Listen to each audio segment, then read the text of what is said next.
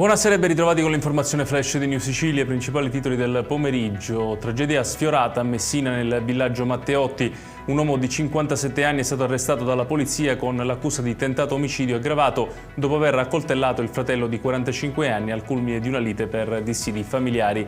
La vittima, ferita al collo, al torace e a un braccio, si trova attualmente ricoverata all'ospedale Papardo.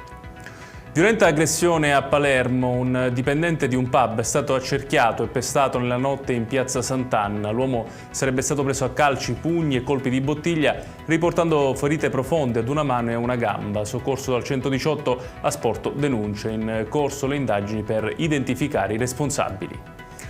Dopo lo sbarco di 86 persone, la Polizia di Stato e la Guardia di Finanza hanno fermato a Pozzallo, nel Ragusano, un cittadino egiziano di 38 anni gravemente indiziato di favoreggiamento dell'immigrazione clandestina. Secondo gli investigatori avrebbe svolto il ruolo di scafista dell'imbarcazione. L'uomo è stato trasferito in carcere. Adesso l'avvertenza Pfizer a Catania. Il sindaco Enrico Trantino ha incontrato una delegazione delle rappresentanze sindacali dello stabilimento.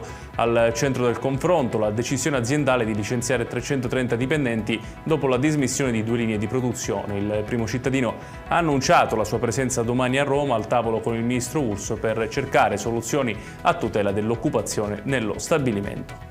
E chiudiamo con il meteo. Nella giornata di domani ancora caldo torrido in Sicilia con temperature massime oltre i 37 gradi, allerta rossa per rischio incendi nelle province di Enna, Catania, Caltanissette e Agrigento, mentre a Palermo è previsto il livello massimo di allerta per le ondate di calore. Ed è tutto per questa edizione, tutti i dettagli su queste notizie li trovate come sempre sul nostro sito www.newsicilia.it. Grazie per averci seguito e buon proseguimento di serata.